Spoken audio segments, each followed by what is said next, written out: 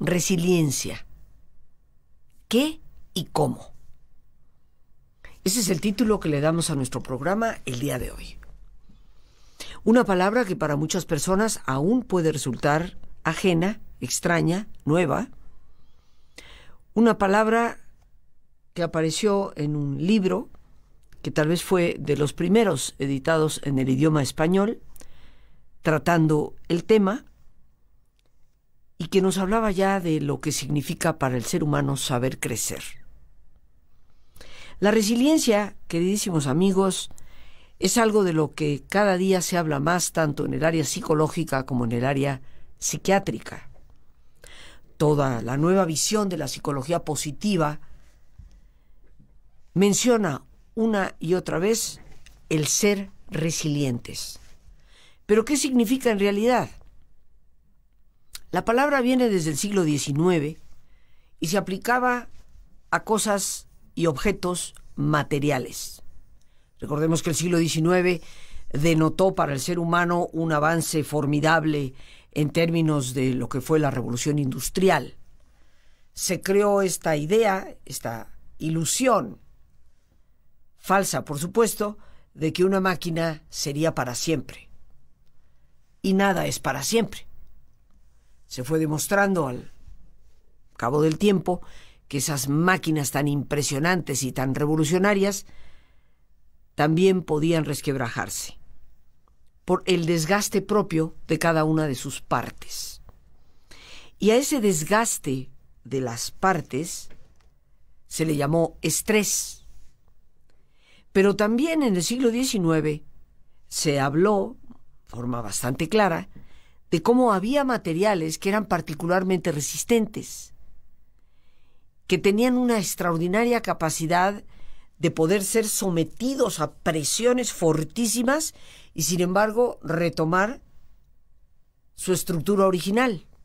Como sucede en un sillón muy mullido, que tal vez tú tengas en casa, que al sentarte en él, pues es obvio que dejas una especie de huella de esa parte noble de tu cuerpo en la parte de atrás, pero que cuando te levantas, el cojín tiende de nuevo a retomar su forma. Y al cabo de segundos, ahí no hay huella de que tú hayas estado sentado. Entonces, la definición, vamos a decir, oficial de resiliencia dentro de su contexto original es la capacidad de un material para poder alcanzar su forma inicial después de soportar una presión que lo deforme. Y te la repito con gusto, es la capacidad de un material para poder retomar la forma original que tenía, pero después de haber soportado una presión que lo deformó. Como es el caso del cojín muy mullido en el asiento donde tú has estado. Pero obviamente esa definición, cuando empieza a aplicarse a los seres humanos, y esto sucede a partir más o menos de los años 80, que aparece su uso en lo que es la corriente psicológica psiquiátrica, ahí empieza a modificarse el sentido. Porque un ser humano es obvio que después de una experiencia, de una presión, no simplemente retoma la forma de como era antes. Y la experiencia misma nos deja huella. Hay un aprendizaje. Por lo tanto, en síntesis, la resiliencia, cuando aplicamos la palabra a los seres humanos, significa la capacidad de enfrentar la adversidad y salir fortalecidos de ella. Capacidad de enfrentar la adversidad y salir fortalecidos de ella. Por lo tanto, queridos amigos, con estas definiciones, tenemos en parte cubierto el qué es la resiliencia, qué significa. Podríamos decir que nuestra fortaleza interna consiste en tener esa capacidad de afrontar el dolor, de poder reconstruirnos y, muy importantemente, de no perder esa capacidad de amar y de luchar. Porque ¿cuántas personas tristemente conoces que a través de una adversidad, una pérdida, una crisis, una tragedia, parece que nunca vuelven a salir adelante. Y aun cuando retoman una vida activa, de trabajo por necesidad, de una relación con familiares o amigos, nunca más se vuelven a abrir a renovar la vida misma. Hay personas que pierden la confianza, hay otras que simplemente deciden no volver a entregar su corazón. Y esto consideramos aquí, y se considera desde los expertos, que no constituiría una verdadera resiliencia, porque la resiliencia como fortaleza interna no solo nos capacita en esa confrontación con la adversidad, sino en esa gran capacidad de reconstruirnos y de estar siempre abiertos para confiar, para amar y para luchar. Ahora, ¿cómo alcanzar la resiliencia? ¿Cómo tener esa fortaleza interna que nos permite transitar por tantas situaciones que nos presionan y nos deforman en cierto sentido para retomar no solo el camino de lo que éramos antes, sino para convertirnos en personas mucho mejores? Para ser verdaderamente resilientes, necesitamos desarrollar una serie de características personales.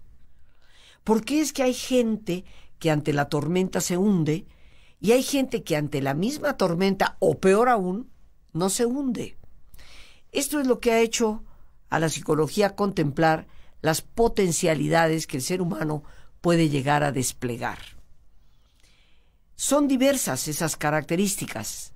Sin embargo, y curiosamente, una de las más importantes contempladas desde la misma psiquiatría es nuestra espiritualidad, que se refiere a esa capacidad de interioridad del ser humano fundamentada en los valores prioritarios que nos ayudan a sostener la vida y a darle siempre un sentido.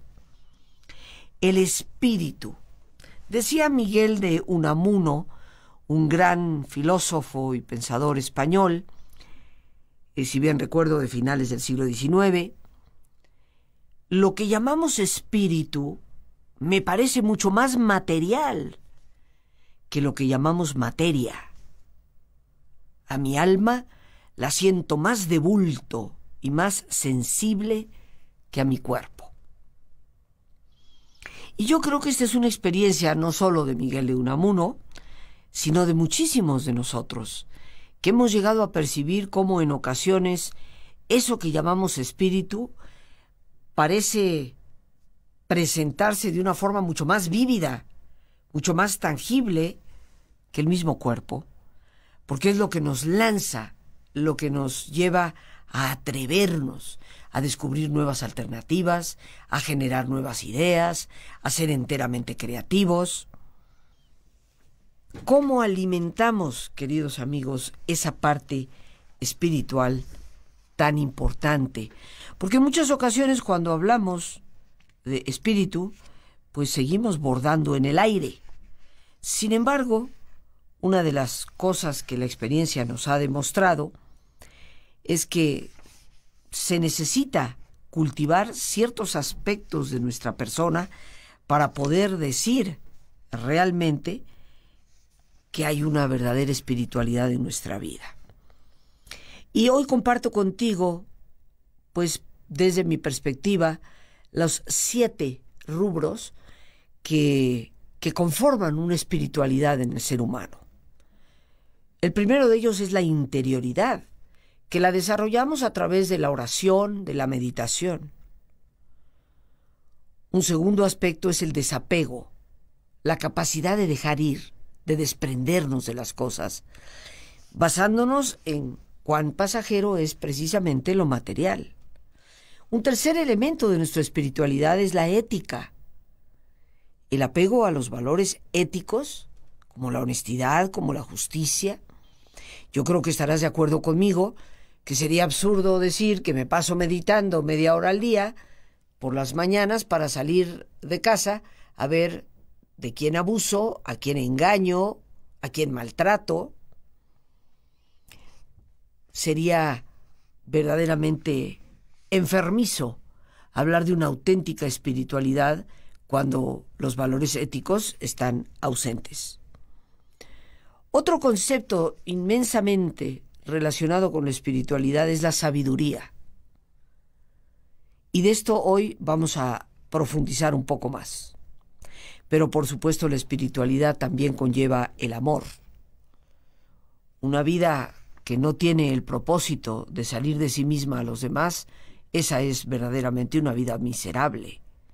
Una vida que no sabe darse, que no sabe entregarse, que no sabe disfrutar de ese fluir del amor que está fundamentado no solo en la amabilidad, sino en nuestra generosidad, en nuestra empatía.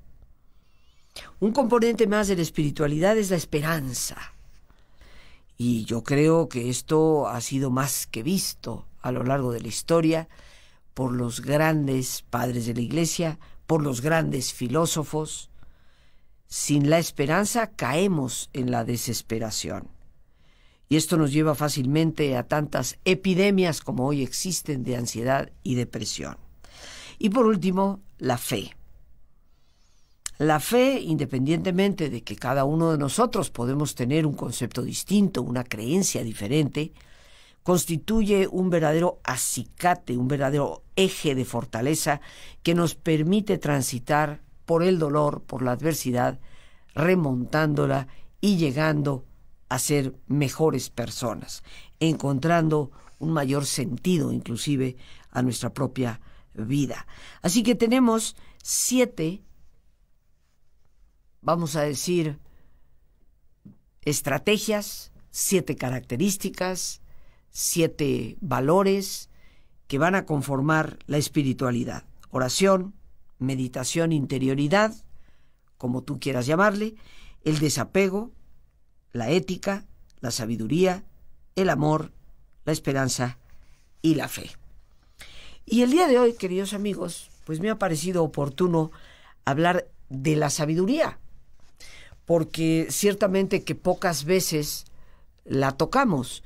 Y cuando viene a nuestra mente el concepto sabiduría, pues lo primero que pensamos es, bueno, sí, los grandes sabios, esa gente que tiene una capacidad extraordinaria. Pero quiero empezar citándote a uno de los grandes sabios de la historia, que se llamó Lao Tse, y que fue el padre del taoísmo. Y él ya nos decía, conocer a otros es conocimiento, conocerse a sí mismo es sabiduría. Sin embargo, queridos amigos, la sabiduría no es tan solo conocimiento, ni siquiera experiencia, y mucho menos poder. El sabio es el que tiene la habilidad de ver el sentido más profundo de las cosas. Y por eso es que el sabio enfrenta la adversidad con una profunda reflexión. ¿Qué fortaleza poseo para aprovechar esta oportunidad? Tal vez ahí radica la clave de ser sabios, de no dejarnos hundir por las tormentas y detenernos ante los fuertes vientos para hacernos esa pregunta: ¿qué fortaleza poseo para aprovechar esta oportunidad que la vida me está dando? Yo creo que lo importante, queridos amigos, es que nos demos cuenta de que existen en nosotros un potencial enorme. La sabiduría, como uno de los puntos que se toca dentro de la espiritualidad de los seres humanos, es algo que podemos aterrizar. El conocimiento es información, la sabiduría es comprensión. Por eso podemos decir que el conocer es lo que nos lleva a observar como desde lo objetivo, desde fuera. Pero la sabiduría examina desde la intuición y va a reconocer lo que está observando desde dentro y sus implicaciones para la vida. El conocimiento, por lo tanto, nos informa. La sabiduría nos transforma. Yo creo que la experiencia no necesariamente es lo que nos hace sabios, puesto que solo vamos a poder lograr obtener de esa experiencia una enseñanza por la forma y la actitud con que la enfrentamos. Hay personas que ante la experiencia se ahogan. Y hay personas que ante la experiencia se crecen. Tal vez en esto radica gran parte de ser sabios. Puede haber experiencias que, aun siendo profundas y espirituales inclusive, nos llevan al apego de esas mismas experiencias. Y lejos de darnos realmente sabiduría, se convierten en una experiencia, una vivencia de riesgo para la propia espiritualidad. Porque si hay algo importante, como ya mencionábamos en espiritualidad, es el desprendimiento. Quedarte atascado en una experiencia de profundidad interna, a la larga te lleva a ensimismarte. Por eso bien decía Teresa de Jesús en una de sus obras, como Las Moradas, al final de su libro: obras, obras, obras, que eso es lo que Dios quiere. No quedarnos atrapados en nuestra propia subjetividad. Y la sabiduría nos hace comprender esto. Qué importante, queridos amigos, es darnos cuenta de cómo alcanzar ese nivel profundo que nos lleve a la sabiduría. Esa capacidad de encontrar sentido y propósito en nuestras vidas, de manejar nuestras relaciones y nuestra soledad, de reconocer nuestra grandeza y también nuestros límites. Ser sabio implica saber vivir en la incertidumbre, en el misterio que la vida misma es, saber crecer en esas obscuridades que se nos presentan frente al dolor y la muerte. Yo creo que la sabiduría nos permite a ti y a mí reconocer la diferencia que hay entre aquellas acciones, aquellas cosas que tú y yo hacemos, que nos van a llevar a un placer momentáneo, pero que al mismo tiempo nos pueden llevar a un enorme y muy prolongado dolor. La sabiduría nos permite, por lo tanto, reconocer las acciones que, cuando son correctas, aunque impliquen un esfuerzo de entrada, nos van a llevar a un verdadero bienestar. La sabiduría, por lo tanto, también reconoce el extraordinario poder de la mente para poder crear o nublar nuestra experiencia. Porque la mente nos puede llegar a producir éxtasis y también sufrimiento. Muchas veces es nuestra propia mente la que nos impulsa a crecer o la que nos lleva a estancarnos. Los sabios ciertamente que reconocen los estragos que una mente no educada, salvaje y sin control puede ocasionar. Y por eso todo sabio siempre va a explorar la forma de capacitar su mente, puesto que comprende que la mente es un medio esencial para el manejo de nuestras emociones y para el fortalecimiento de nuestros propios valores. Capacitar nuestra mente es una prioridad. Debe de ser como un esfuerzo permanente en nuestra vida y un requisito que hemos de reconocer como indispensable para nuestra sabiduría. Es desde nuestra interioridad, desde nosotros mismos, que podemos encontrar cómo resolver nuestros problemas. Después de todo, son nuestros. Yo creo que por nuestra falta de sabiduría, por nuestra mente sin control, pues hemos llegado a ser totalmente capaces de matarnos unos a otros para demostrar que nuestra realidad es como que la única, la verdadera, lo cual demuestra exclusivamente nuestra enorme carencia de humildad.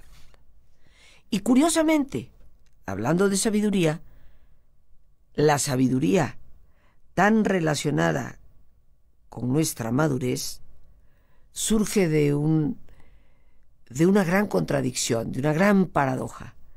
Si deseamos alcanzar la sabiduría, debemos empezar por reconocer que no la poseemos. Es por esto, queridos amigos, que la humildad es la virtud prioritaria, es el corazón mismo de los sabios. La humildad vacía nuestros corazones de soberbia, de prejuicios, abre nuestras mentes a nuevas posibilidades. Pero la pregunta sería para ti, para mí, ¿dónde buscar la sabiduría? Y casi todas las tradiciones nos recomiendan 5 fuentes para poder ayudarnos. Busca la sabiduría primero en la naturaleza. Contempla, observa a la naturaleza. Ahí nos damos cuenta de la abundancia, del equilibrio de la creación. Por eso decía San Bernardo de Claraval, aprenderás más en el bosque que en los libros. Tal vez parte del caos que hoy vivimos es ese alejamiento de verdadera observación ante lo que es la naturaleza. La naturaleza misma nos da sabiduría. Una segunda fuente para descubrirla y potenciarla es el silencio. Porque el silencio nos da la capacidad de detenernos ante lo que nos está sucediendo y por lo tanto nos da la capacidad de reflexionar para poder discernir nuestras decisiones, para evitar esa precipitación y para evitar ese transitar agitado, para poder hacerlo cuando tenemos que transitar por la adversidad con serenidad. Solo en el silencio podemos llegar a escuchar verdaderamente y a comprender esos mensajes que nos da constantemente nuestra intuición. Pero también hay que buscar la sabiduría en los sabios. Y esto lo logramos a través de los libros, a través de las experiencias que compartimos, a través de hacer que nuestra casa sea un sitio de reunión para hablar de cosas también profundas. Busquemos la sabiduría, como nos dice la tradición en todas las áreas filosóficas. Busca la sabiduría en ti mismo, en ese autoconocimiento tan indispensable. Y busca la sabiduría reflexionando sobre la vida y la muerte, para comprender lo preciosa que es la vida, pero también cuán pasajera es, para poder reconciliarnos con el hecho de que la muerte es inevitable, pero que la vida siempre surge precisamente renovada. Yo te recuerdo que lo que está bien en ti es mucho más poderoso de lo que pueda estar mal, pero hay que descubrirlo. Te recuerdo que tu mente y tus hábitos crean barreras o puentes para la resiliencia y que todos necesitamos el conocimiento, la orientación y la experiencia para descubrir en nosotros esa enorme, inagotable fuente de fortaleza que nos ayudará siempre a transitar por el dolor y lo adverso. Las gracias a Dios por este espacio que nos permite compartir. Y el más importante de todos, una vez más, gracias, muchísimas gracias por tu paciencia al escucharme, por ayudarme siempre a crecer contigo. Que Dios te bendiga.